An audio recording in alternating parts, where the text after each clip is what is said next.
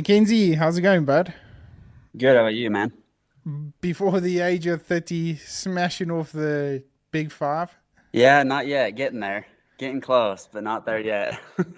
Yeah, so just before we get into it, you've definitely been a massive influence in the South African hunting industry. That's your contagious and infectious way of approaching the dark continent and South African hunting industry has definitely kept a lot of people interested and wanting to find out a little bit more of what you do. But before we get into that, why don't you introduce yourself and let's take it from there. Yeah. So my name is McKenzie Sims. I live in Evanston, Wyoming right now.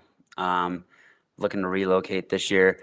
Almost 28 years old. 28 years young, I guess, is what a lot of people would call it. And I there's not much more in life that I love than Africa and hunting Africa.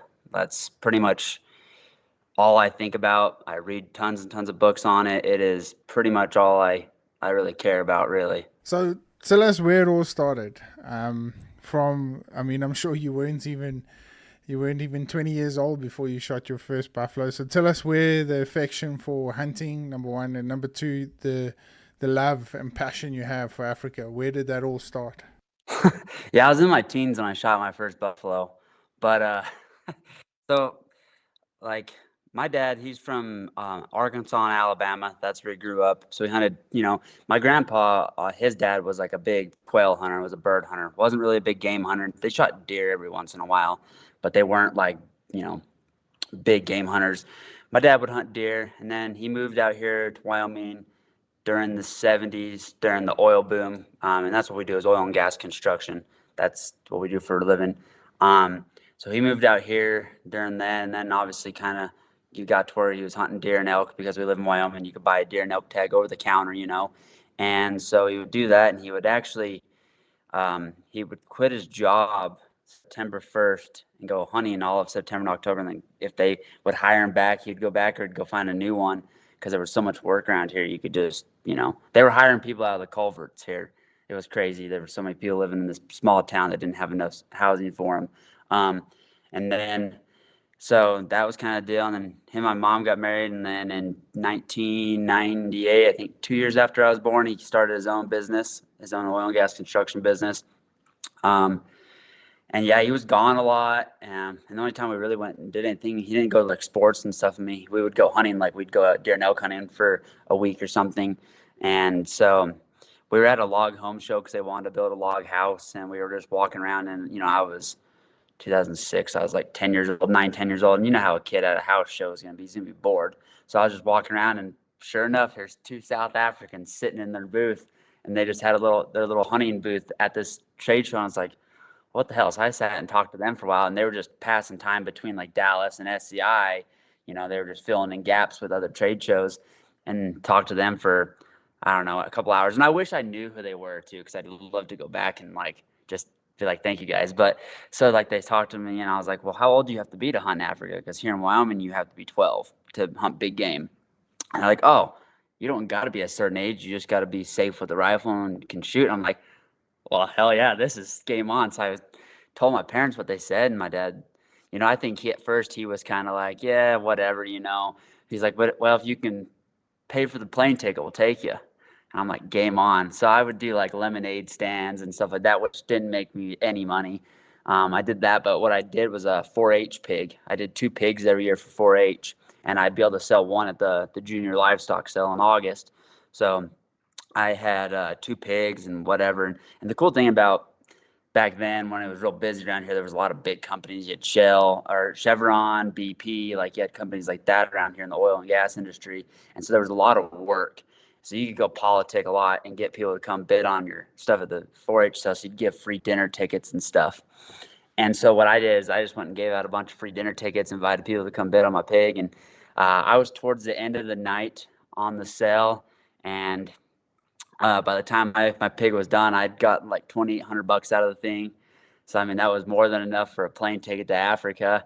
Ran up and hugged the lady and looked at my head and said, "Let's book the trip." And so from there, our dentist here in town, he'd been to Africa 4 or 5 times, and I would spend hours in his dentist office because he had all of his heads in his dentist office. So it was pretty cool. And so we talked to him, and that's how we kind of got our first safari going was then. We went in June of 2007 was that first trip.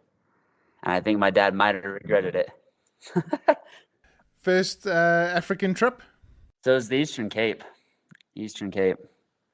and with any specific outfitters? So I don't know. I don't think he's still in business anymore. It was Louis Ladigan with Melody Safaris out of Eastern London area. Yeah. Do you know Louis? Yeah, Louis, he was around for some time. Held his own, put it that way. News travels in the industry, so we'll take it as it comes. But yeah, he had a great establishment back in the day.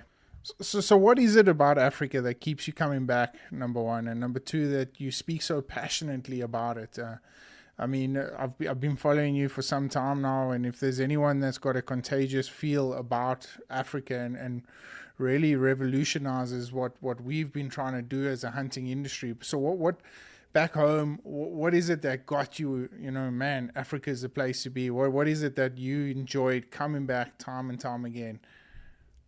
I think it's just, the whole, like, it's everything about a safari, really. It's not even, like, I can't even pinpoint one thing because it's, you're talking to new people, you're learning different languages, you are seeing tons and tons of game, tons of just different stuff. The diversity of the experience is far beyond anything here in North America. You know what I mean? Like, even if you go on a guided elk hunt here in North America or a sheep hunt, you're going to only deal with like 2 to 3, maybe 4 people max in camp. You go on a safari, you can be dealing with anywhere between 5 and 20 people, depends on where you're at, that are going to be, employed by the operation, between trackers, skinners, cooks. Like, it's just the whole gamut of safari is something that is unmatched, I think. And I think that was the whole thing. And I like doing different things because I grew up hunting deer and elk, and I love it. But it's like a competition around here almost more. It takes like a lot of the fun away from it because we're trying to shoot big quality stuff. I think Africa takes the cake on it, and then I'd go Asia next. Asia's next because the amount of species you can hunt and see in Africa on a given day outweighs anything here in North America. Like here in Wyoming, like today, literally, I was telling you, I was trying to shoot this coyote. Couldn't get a coyote shot. Then there was a fox out here, but I won't shoot the fox because they're too pretty, even though I've never shot one. They're too pretty, so we won't shoot them. But there's a coyote, so that's 2, which is odd that we've seen both those in our pasture today. But like on a normal day hunting, you'll see a mule deer, you'll get lucky and see an elk. If you're in the right area, you might see an antelope, and that might be it for big game. Maybe a moose. Like you're going to see at max 5 big game species during a day if you're lucky. In Africa, even in the most remote places of Cameroon, Tanzania, you're going to see a lot of different stuff. McKenzie, once again, I mean, it's awesome. And it's something I've been trying to project from my side as well, is that, hunting is not just about coming out and killing an animal. It's about the experience. It's about the journey. It's about friendships, and it's about sharing passion. And, it really resonates. And I love that about how you've told the story from a hunting perspective, but you get to tell it on the other side of the pond. So to me, it's just like, I watched a lot of TV when I was younger, and I would watch like the Jim Shockeys and guys like that. I'm like, damn, that looks cool. I want to go see that stuff. You know what I mean? And it's a lot like, I guess for me, it's, I did play sports when I was like in younger, like grade schools and stuff like that, but I never was a big sports guy. So I never chased sports, and I never like did any of that stuff. So it's just kind of like hunting fell into my thing. And even though I love North America, it's just like I don't have like a brain that's hardwired that there's more to life than just here. You know what I mean? So it's like reading old books, seeing photos.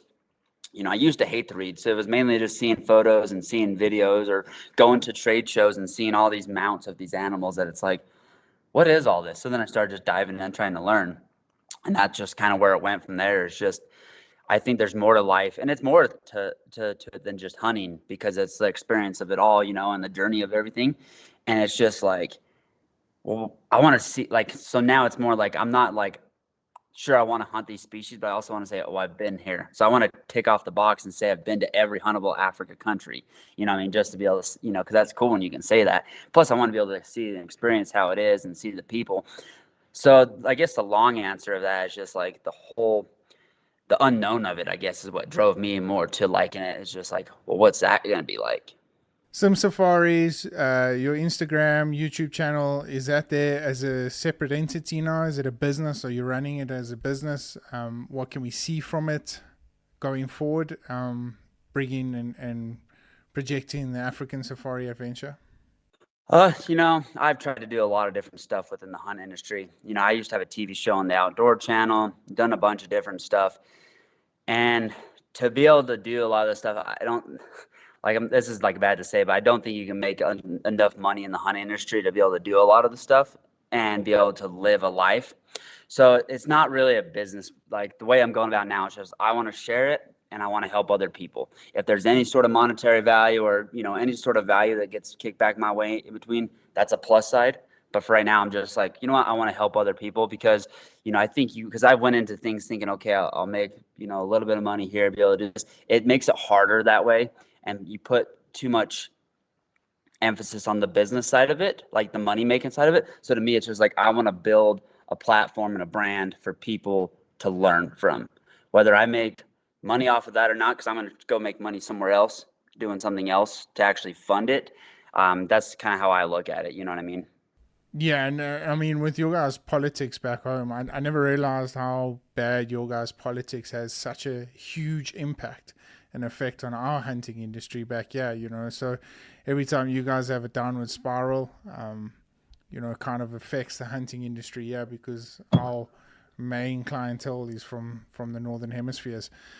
So let's hope Trump 2024. Yeah, no, exactly. It's crazy how like one thing that's not relevant to hunting can change a lot of the aspects of it. So I mean, been to South Africa and Africa like so many times. What have you got left? I mean, is there anything left for you to hunt?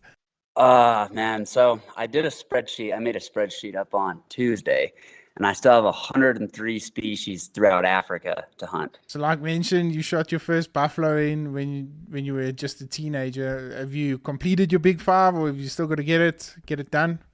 I got the big five. I've done that. If I need two more to complete my second big five. I need another elephant and another lion, and that will finish a second big five for me. Um, but man, I need like red diker, Cape gricebuck, Sharps gricebuck, Sunni, like, color variations of things. Like there's still quite a handful of Southern Africa stuff, but then I need all the stuff from like Uganda. I need to go back to Cameroon to the forest again. I need to do the derby hunt, a savanna species. I need to do the western kudu and Chad, along with some of the other species up there as well. I need to go back and hunt different areas of Ethiopia. Never been to Zimbabwe, so I want to do that. Never been to Mozambique, so I want to do that. There's still stuff in Zambia I got to go back for, such as like the Sitatunga and then the Lechwes. There's just a shit ton of Africa I still need to do, and I could do it all over again. So I see the passion has led you down to the Eastern Cape, my home province, and I see you do a lot of hunting here with John X Safaris, which is great. What keeps you bringing back? I mean, do you enjoy the Eastern Cape that much? So the Eastern Cape's really, it's just a beautiful, like the scenery is awesome. I do like how you can be on, like when we did the Orby, we were down on literally on the ocean, like you can see the ocean. Like the Eastern Cape, it holds like a lot of, obviously there's obviously the color variations and the stuff like that that's been bred in South Africa, but I feel like it's a more, when you're on the Eastern Cape, it's a more old school South Africa. Same with like KwaZulu-Natal, like some of the more kind of remote wild stuff of Southern Africa, because you get a lot of free range stuff throughout Eastern Cape as well, which is nice. And there's species that you can only find down there, like the Cape bushbuck and the Eastern Cape kudu. So going back to your experiences and what you live for as far as the hunting goes, I mean, you have to tell me about the experience that you had with the gorillas, because that's been a lifelong dream of mine. So the gorillas, the scariest part about the gorillas in Cameroon is like when you're driving down through the forest, it's like straight up thick trees on both sides, thick trees, brush, and you'll be driving on the road and all of a sudden this gorilla will come and it'll be like 10 yards from you, but you won't ever get to see it. And it would scare the shit out of you on the truck. Everyone, even the trackers would be like, looking. And then there was a couple times we'd walk into the Salines and there'd be a gorilla there, and that was super cool. Some of the crazy stuff was like when we were calling dikers, because you're in the forest and you can't see 20 yards, and you're calling, but the chimpanzees would come running in. You wouldn't see them, but you would hear them. And my PH Danny's like, whatever you do, dude, do not shoot a chimpanzee, because it's like, that's a big no-no. And I'm like, yeah. He's like, don't shoot a gorilla unless we have to, because it's like, but I mean, it could very easily happen. A chimpanzee could run you over, calling in a diker, or a gorilla could run it into you when you're tracking the bongo. Like, it's pretty wild just thinking, and then you got the snakes and shit that are there. And there's just so much there. It's just wild. So, McKenzie, with all your experiences and your knowledge that you've built up over the years, traveling different places in Africa, what has been the highlighting factor? In South Africa, well, I see it a lot of the time when it comes down to arguments on social media and stuff. People will just say, you know what, we donate the meat to the village, when, as well as what I do back in South Africa, that's not the case. So going back up north, what differences from a conservation point of view have you seen that the different countries have benefited from the hunting side of things? Yeah, so I mean, prime example, like you said, like in most of South Africa, it's not like you're taking meat to a village. A lot of the meat does get donated, but you might be taking it to different places, and the hunters are not normally involved in that. We drop some off to a school with John X, but like, for the most part, you're not just taking a full buffalo to some random village and dropping it off in South Africa. But the big conservation part, like I'll kind of break it down throughout Africa. For me, like the big conservation part in South Africa is you guys have preserved like 50 million acres of what they call it. It wasn't like it was farmland, but it was not great farmland. So it was converted back into wildlife habitat. So you've converted so much wildlife habitat. You saved the black wildebeest, the southern orby, like I shot with John X. Like there's so many species that have been saved in South Africa and habitat that's been saved. And there's been so many jobs created. That's a big thing. Like look at how many jobs have been created within South Africa, just, between the dip and pack, the taxidermy stuff, the trackers, like all of it. It's amazing how many different jobs have been created. And then like when you go to like Zambia, so like when we were in Zambia, we'd shoot the buffalo, and we'd have it's like the rule. All the buffalo you can't keep any buffalo in camp. They have to be distributed between the different areas. So we shot a buffalo, we take it to one village, drop it off. Shot another buffalo, we take it to a different village, drop it off. And then we did the same thing when we shot an elephant in Namibia. We had to take it and have it dropped off. But it's kind of like a different aspect of it. Like, I think South Africa and Namibia have the best conservation model as far as it goes, of creating the value and saving the wildlife. And then in the other places, it's, the hunting areas is what's kept the wild stuff wild. Because without the hunting and the anti-poaching funds, that shit would have been, poached out, or there would have been livestock moved in, and then, habitat demolished because of livestock. And you see that everywhere. Like Ethiopia is a big one, the Mountain Nyala. If it wasn't for Jason and Naso Russos, protecting these areas and starting it out in the beginning, there'd be no Mountain Nyala left by now, because and it's not the fact that people don't like the wildlife. It's like there's not the logic's not there because there's no value for them in some areas. And so they'll come in and they'll be doing like the coffee bean plantations and all that in Ethiopia, or they'll be moving, demolishing stuff for livestock, burning the brush for livestock every year, and it just destroys a lot of the natural habitat for the wildlife. It's not like I don't think Africans mean to do it. Like it's like, oh, we're just gonna erase the Cape buffalo from the face of the earth. They're trying to do it because they're trying to survive a different way, And I think there's a big misconception when it comes to it. Like I'm reading a book right now. It's like a Game Animals of Africa, or Antelope of Africa, and I was like going through it, and it's talking about different species. And I love how they word this, and I'm being sarcastic when I say I love how they word it. They word it saying uncontrolled hunting. Uncontrolled hunting is not hunting, that's poaching. You know what I mean? That's illegal hunting. Hunting is controlled. You know what I mean? If you think about hunting is controlled, poaching is not hunting to me. And most of the times, like the funny thing is, like a lot of people here in America will think, well, those people are just poaching animals so they can eat food themselves. No, most of the time that's not the case. They're poaching it to sell it to make money. So like in Zambia, when we would drop the buffalo off, it was only the women allowed to pick up the buffalo meat, because there's a high percentage chance that the husband or whatever, the man in the house, would grab the buffalo meat and would sell it on the way back home to buy booze or something else and wouldn't even be able to feed his kids. You know what I mean? Like it's crazy how that is. So with that being said, and a lot of as corrupt as Africa can get, were there often times that you find yourself in a predicament where maybe you thought that, wait, hang on, yeah, my hunting dollar's not going to the exact places that I intended to go, or did you kind of had a broader perspective that saying, wait, hang on, I'm here, I'm going to enjoy this experience, and whatever may be. Although a lot of guys are out there to take chances. No, I'm sure at some stage there's little things, there's always behind the back deals with when it comes to government, especially when you get in those other countries like Tanzania, those places where you're dealing with a lot of government stuff. But I think the overall whole of things, I think it goes to a good cause, because you see a lot of the effects, like that's the thing compared to like someone writing a check to PETA for $20,000 and mailing that to them. They don't see where that goes.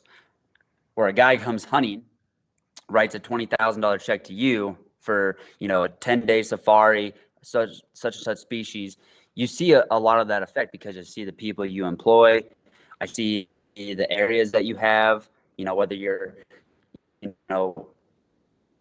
hunting your own place and then we go to something like the Orby or Blue Diker, you see you see where the money goes in that aspect. And then plus you see the people that get employed, the food that gets distributed in those areas. Like you get to see a more hands-on approach than anyone that's just talking on Instagram or writing a check to PETA. Like that's my funny thing is like anyone can be a keyboard warrior, but not very many of them will actually go put their money. And it like any amount of money helps. You know what I mean? Like if someone wants to donate money to like SCI or any of these organizations, or, say you have a project that you're wanting to do in one of your areas, build some boreholes or, something like that. It's just like, anyone that wants to write you a check is great.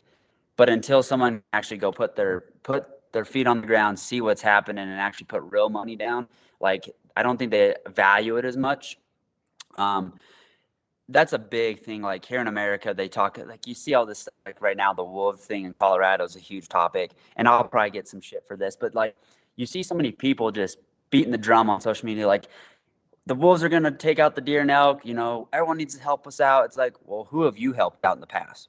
Did you care about leopard importation? Have you cared about elephant importation? If you haven't cared about anything else, then I really don't think you deserve any help, because as hunters, we all get in these two little niche groups and everyone categorizes ourselves like deer hunters, sheep hunters, turkey hunters, elk hunters. No, we're all hunters. That's how it needs to be. And so I think if you can't support everyone else, no one should just have to support you type of deal. That's just how I look at it and whatever, because I think it's only fair if because that's the only way we're all going to be able to keep our love and passion is if we all help each other out. Like you got to support, grizzly bear hunting. You got to support, mountain lion hunting in California at some point if they can ever get it back open. You know what I mean? Like you got to be able to support everywhere to be able to make sure we all stay together, because what a lot of people here in North America don't realize is, Africa is super vulnerable. Asia, just because it's like the politics it's corrupt and it's different. So like what happens, like let's just say they shut down all hunting in Asia. Let's say they shut down all hunting in Africa. But then where do all the different anti-groups focus on? They focus on us here in North America. They don't realize that. And the UK and all that has the biggest anti-hunting. That's like the mecca of anti-hunters is like the UK and that stuff. So what happens when you get all those guys, they shut down all the hunting around the UK and England and Europe and all that. They get all that shut down.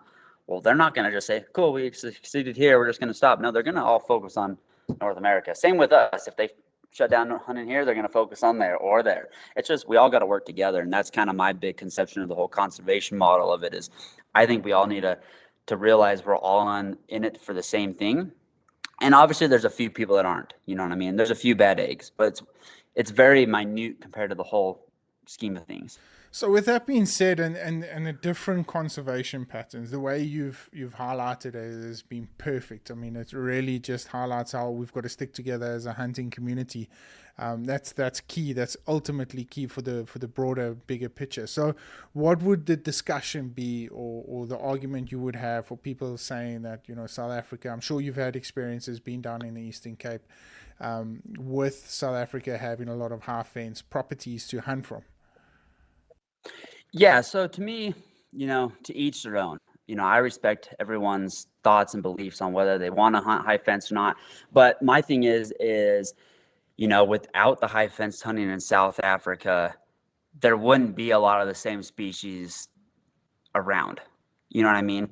And so whether you hunt high fence or not, like let's look at I'm trying to think of a specific species. Like let's say the black wildebeest. If you're in an area, like obviously they were saved pretty much by the high fence hunting. Their numbers have flourished because of it.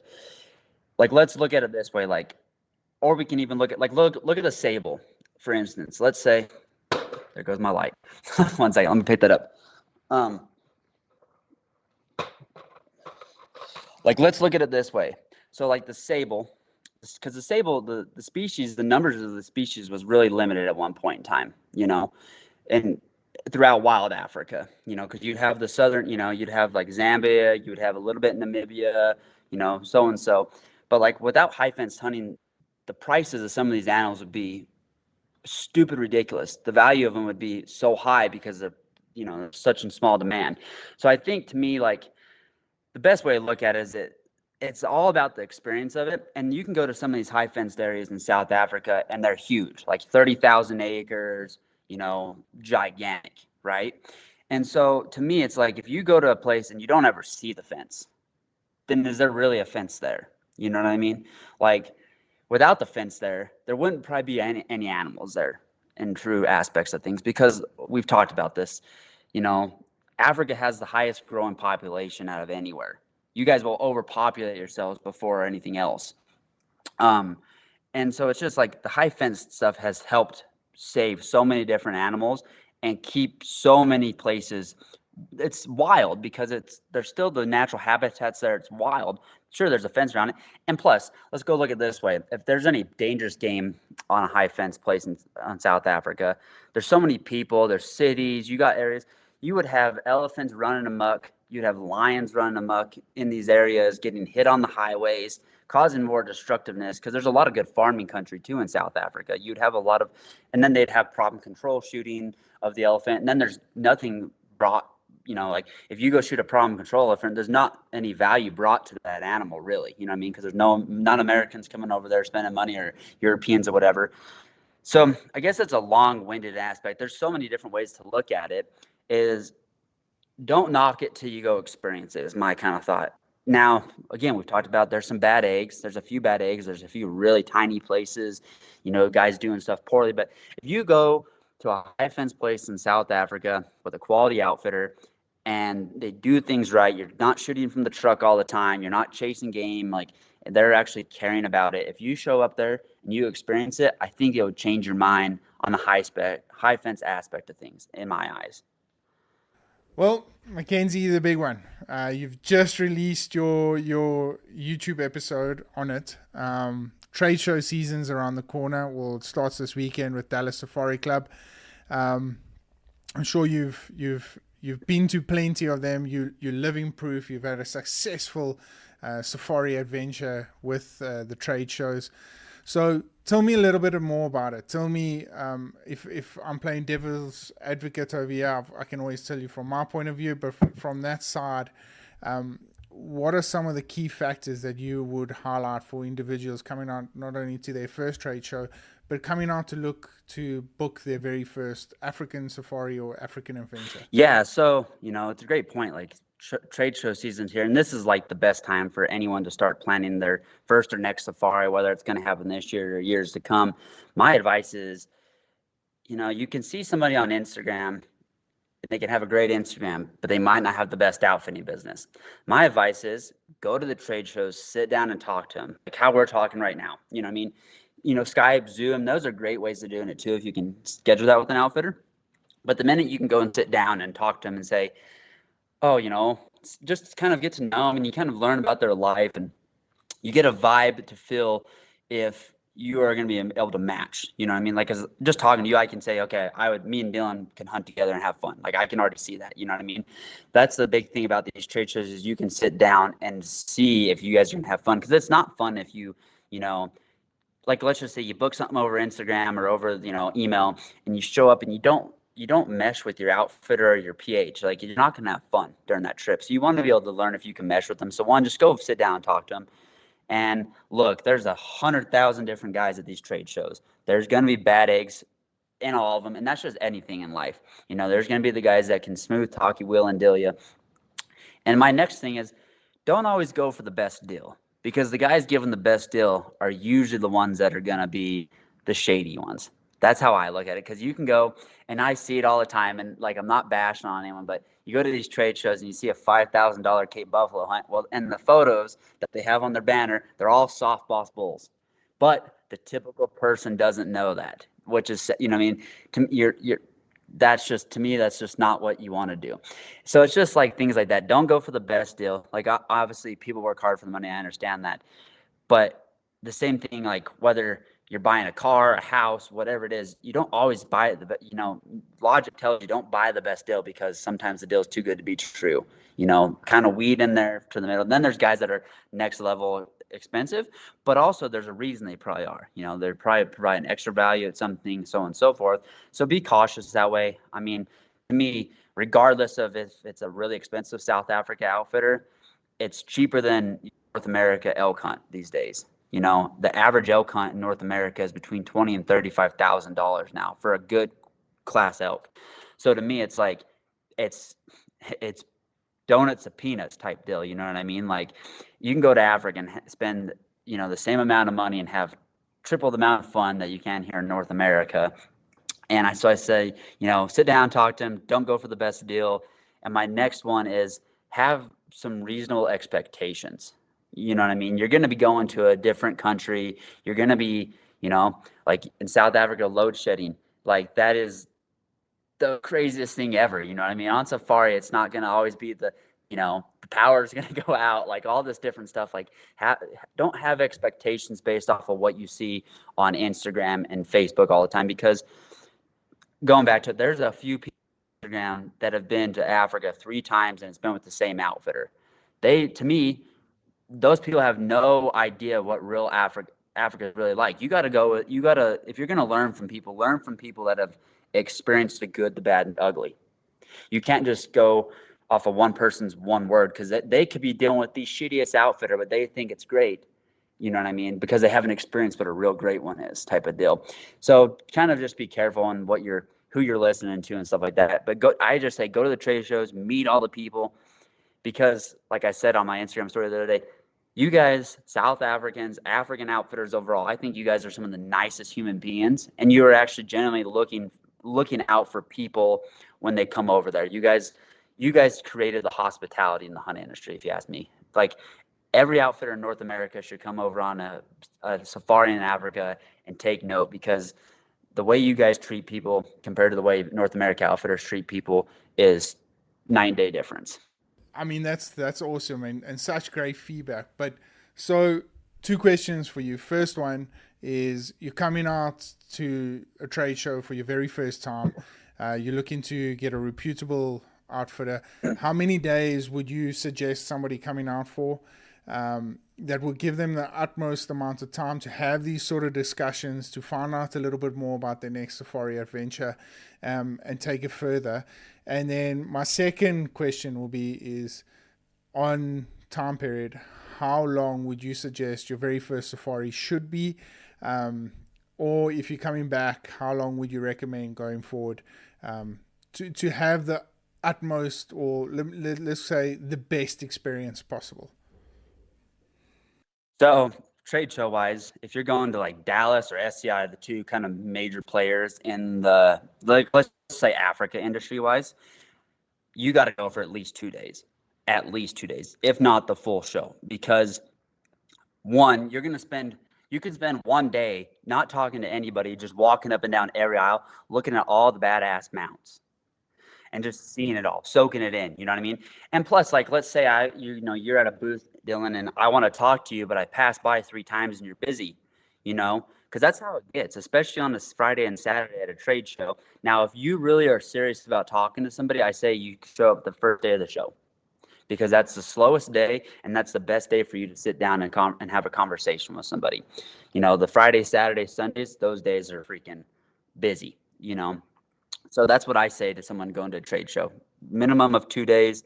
Go the first day if you have a game plan of talking to a special outfitter. And then for your first safari, I think 7 days. That our first safari was 7 days. I think it's too short. I think a first safari, because it's your first time, you don't want to rush it. You don't want to, and some people aren't going to be able to go to Africa every year, twice a year, or every 2 or 3 years. Some people are going to go to Africa every 5 years. Some people are going to probably go to Africa once. So I say, do a 10-day or a 14-day. My best suggestion would be 14 days, especially if you're going to take your family, because then you can hunt for, let's say you hunt for 8 or 9 days, and then you can spend, 3 or 4 days sightseeing, going and looking at different things, experiencing different parts of it, regardless of where you go. So I would say 10 to 14 days, my best bet for a first safari. If you can swing it, do a 14-day, because you get a full experience and you get to enjoy it a lot more. Because I've went on 5-day safaris and it's just like you're freaking going. Like when I went with John X, we were freaking, because we were going to hunt different species. We were driving all over the place, trying to go do the Valriba, go do the Blue Dyke, or go do the Orby. It was kind of like, there wasn't just the chill safari vibe to it. So, I would say plan, 10 to 14 days if you could.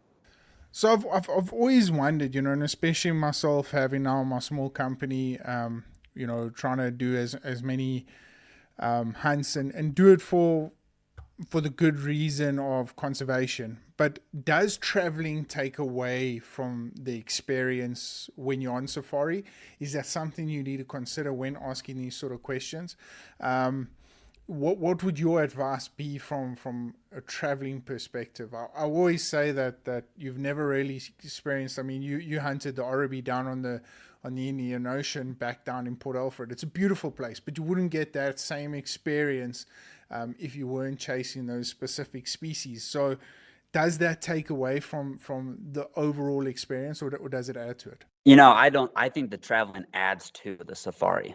I think it adds to, especially, like the Eastern Cape's big for this, because you're traveling so much because you can be in the Eastern Cape and want to go hunt different species, and you might take a 2-day trip to this area.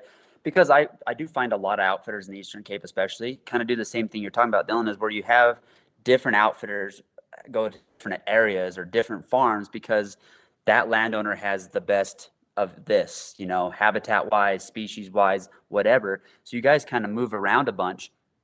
I think it builds to the experience, because, sometimes driving gets really boring, but man, if you're in Africa for the first time, you're not going to think it's boring. You're going to be like, holy shit, you're looking around, you're in awe, you're taking it all in, and the cool thing about it, like a good PH, as he's driving, he'll be like, oh, this is what this is. These are those mountains, or he'll kind of give history, throughout the drive and kind of explain things, because that adds a huge value to it, and you get to see so much. Like South Africa has such a, from Northern Cape, Eastern, from the Northern Cape of South Africa, you have like all sorts of different areas that you can see. KwaZulu-Natal, you can Limpopo, you can be all over and see so much different terrain if you're driving. I think it's just one of those things that it adds to the safari.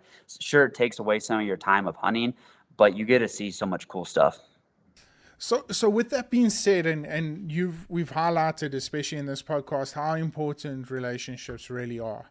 And from my point of view is that I've seen it time and time again. Carl from John X, you got Jason Stone, you got the guys, Breaside Safaris, that are experiencing and broadening their horizons, going up into North Africa, broadening their perspective on the hunting industry as a whole. So how important, number one, are those relationships that you build back at home for future hunts to come?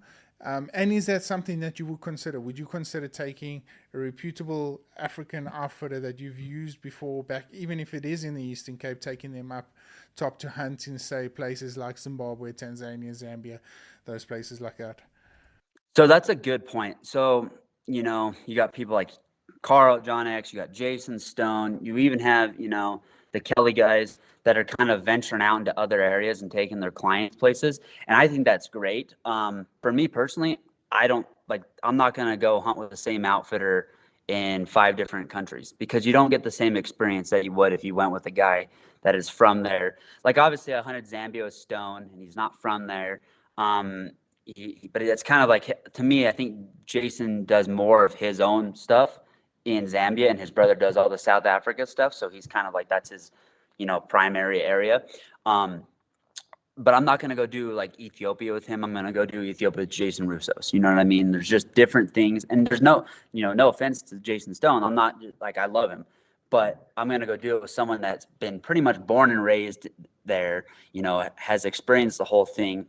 And so it's, you know, and I understand there's PHs that will go, like, you know, you got Guav Johnson who will go and guide for Mayo Drilly and stuff like that. And I would love to hunt with Guav in Cameroon, but I'm going to hunt with Guav. I would love to hunt with Guav in Zimbabwe. You know what I mean? Like, those guys are kind of bouncing around, but that's kind of like their main turf. I think, to me, there's some people that love sticking with the same person because it gets rid of a lot of headache and a lot of guesswork, which is totally fine. To each their own on that. But to me, I'm like, I want to go experience the country with someone that's been there forever type of deal. You know what I mean? Even within South Africa, you get outfitters that will go from Eastern Cape to Limpopo, Northern Cape. It's like there's guys who go all over. Even within South Africa, I want to hunt with guys that are kind of located there. You know, like guys from KwaZulu-Natal, I want to hunt with them there. You know, guys from Limpopo, I want to hunt with them there. Eastern Cape, I want to hunt with people like you that are kind of isolated there, like located there. You know what I mean? Because like home base, no one's going to know your home base better than you, you know? And so that's kind of how I look at it. One of the big questions that I always get asked at these trade shows, and it's something that I never really paid a lot of attention to until I was caught out a couple of years ago up in one of the North countries, Zambia to be exact, where a lot of the hidden costs weren't accounted for. So came the end of the safari, the guys came to pay their bill, and they were slapped with another $15,000 bill at the end of it. You know, whether it be for airfare or trophy transportation and stuff. So what are the questions that you would suggest people asking? To their outfitter that they've chosen, to make sure that they're not any of those hidden costs. Because, you know, even something as small as we offer free transfers once you land in South Africa. What are some of those hidden costs that you would highlight and recommend people to keep asking those sort of questions? So for me, like, if, you know, if you're going to, especially trade shows, because we're kind of on that subject, you know, so let's take it. You go to a trade show, you sit down with you, and when you're talking, what you want to do is say, okay, what's a part of the package? Like, especially in South Africa, how there's packages, you know, you say, okay, what's a part of the package? Perfect. Okay, what's not a part of the package? Perfect. Then when you go into like Zambia, Tanzania and stuff, you got, you know, your VAT fees, you got freaking, you know, transportation fees, like you're talking about charter fees. Charter fees are a huge thing. Like in CAR, the charter fees are like $15,000. So that's just $15,000 by itself. That's kind of like an unknown cost to a lot of people. They think you just show up and go hunting. No, but by the time you're hunting CAR, like most people are going to be like kind of through the gamut of Africa by the time they get there. But like just find out what fees are for transportation, like you're saying, pick up at airports, or is there, you know, another small airplane ride that you got to get to, like from Johannesburg to the Eastern Cape, or Johannesburg to the Northern Cape, or whatever, like, or is someone going to pick you up and add that to the cost? Or are they cutting the cost difference because they're dropping somebody off and picking you up at the same time, you know, type of deal like that? If you and your buddy go, are you going to split it, type of deal? Things like that is what I would look for. And then another thing is, especially when you get out of South Africa and you get in these kind of more remote camps, you're going to have a lot of different working people that you might not expect, you know, because you got to have people that are kind of running the camp. You got people, mechanics in camp. Get a list prior to time, if you need to, of how many people to expect to tip, you know. And I think it is mandatory to tip. Like, a lot of people don't think it. Like, I think it is mandatory if you had a good experience. If you had a shitty experience, that's up to you. But to me, it's, you know, get a list of all the people that are in camp, because, you know, especially like your employees, like the trackers and stuff like that, a tip for them is their entire year. You know what I mean? Like, it is such a big deal to them, and it makes them so excited. So like when I went with my buddy Donnie and hunted with him, and I gave his trackers, two guys in camp working on his trackers and stuff and skinners, and I gave him a tip. He sent me a picture of what they went and bought. One of them bought a fridge, and one of them bought a TV with their tip money. You know what I mean? Like, it's just like, it was cool that he sent me the pictures of what they actually bought with their tips. So it's pretty sweet to see that. So yeah, get a list of how many people are going to be in camp. That way you're kind of prepared when you go there as far as tip goes. You know, like in Zambia, buffalo price of trophy fees go up when you shoot buffalo. So the first one, let's say the first one's $1,200. Well, the second one's going to be like $800 or whatever. They go up in price because that's government wise. Tanzania, it's opposite; it goes down. It's kind of crazy that how that stuff works. So those are kind of costs that you need to kind of picture ahead of time if you have multiple buffalo on license and stuff like that. And then, yeah, as far as hidden cost goes, I think those are the big ones, the transportation one, you know, especially. And then, you know, if the outfitter does in-house dip and pack, you know, or let's just say this, make sure that, you know, maybe the outfitter start including the dip and pack into some packages for you, or they don't, make sure what's not in, you know, get it in writing ahead of time. You know, most outfitters are really good at telling you what's not included because they know they don't want a headache at the end of the trip. You know, someone like, there's bad ones that will try to squeeze in there because they know they can get it on you. But there's a lot of you guys out there that don't want the headache of dealing with a pissed off client. So you let them know up front. You know, I mean, I think it's so much easier for me to say, hey, Dylan, you know, your beer, like this is a weird thing, but some camps don't supply beer. You know what I mean? Like, your beer is an added cost. You got to tell me what you want. You got to pay for that ahead of time. You know what I mean? Or the Wi-Fi. Wi-Fi in Cameroon was an added cost, and we had to pay for that ahead. You know what I mean? Like, things like that. Like, let them know ahead of time. Don't let them know why you're there, because that just kind of will put a bad taste in their mouth. Or at the end of the trip, when it's like you get the bill and it's like, well, what the hell was this for? You know, like a prime example is in Tajikistan. When we went there, I said, hey, we want to know how many people to tip. In Tajikistan, we were in the middle of BFE, you know, mountains, and there was like 5 people in camp. But when we got the list of how many people there were in camp to tip, there was like 20, and there wasn't 20 people there. Like, you know, on Safari, you can kind of like see how many people are there, and it's like, oh man, I didn't realize that many people were there. Tajikistan, you could tell exactly how many people were there, but they were creating extra jobs for people to get more money type of deal. It was a little bit weird that way. So it's just like, that was kind of like one of those costs that you're like, well, what the hell? So just kind of look at things like that, I would say. So while we're on the uncertainty of questions and stuff, you briefly mentioned taxidermy. What would you suggest? What would you suggest for you, the first time hunter coming out to Africa? It must be daunting spending all this money and not know where to put it on your pieces of memorabilia that you get to take from your safari trip. What would you suggest? Having it done in South Africa or Africa, or opposed to dipping and packing, taking it back over to North America and having it done there? So I've actually changed my perspective on this over like the last 2 years. I used to think, oh no, don't get it done in Africa, because we've had stuff done in Africa, but we had it done in Africa freaking like 14 years ago. So the quality is a little bit different. Sorry, I keep knocking my light over. Anyways, so the difference is, so like nowadays, I think the taxidermy quality has went up significantly in South Africa. But so one thing is, you know, look at the guys at Splitting Image. They've done some great videos explaining the cost of things, so on and so forth. And I think anyone, if they have any kind of thoughts of like, well, is it cheaper to have it done here in America or done in Africa? Go look at the Splitting Image stuff. They've done some great videos. You've done some podcasts with them. Like, look at the stuff that they've produced, because they break it down and explain to you really well. Now, there's some things I think you should have done in America, certain species. But other than that, I think it's kind of based on where you're at and what you're looking for. You know what I mean? And because like I could break down the cost and it could be rough ballpark figures, but like I said, like they went through and they broke down the cost of, okay, here's a crate shipment of shoulder mounts compared to dip and pack. And then I think it's just kind of to each their own. You know what I mean?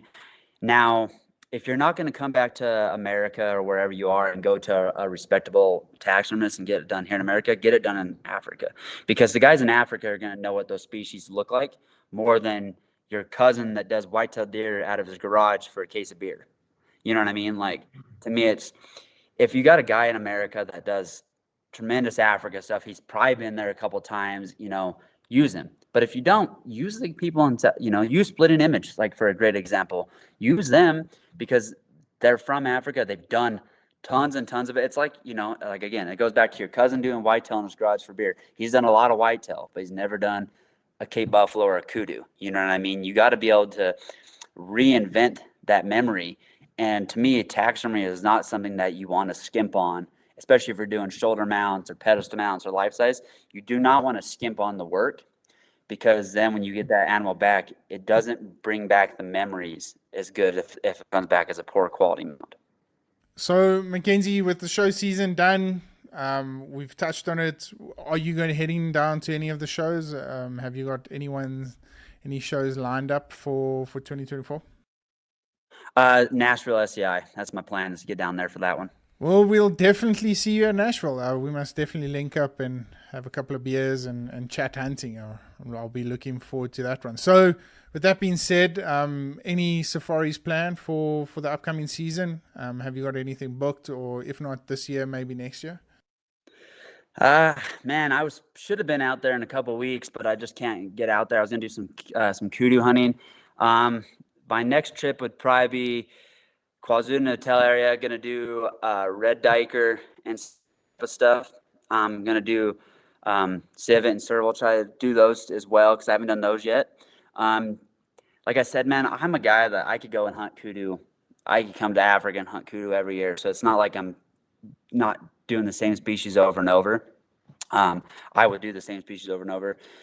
So yeah, I think the first trip would be going over there doing the red diker, civet, serval, stuff like that, some smaller critters like that, and then just kind of play by ear and see. We need to get together and do something. I know that for sure.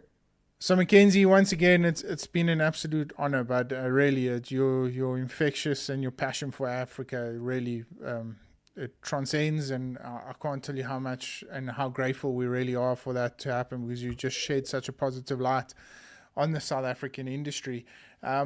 With that being said, Sim Safaris, what is it all about? Is it still running?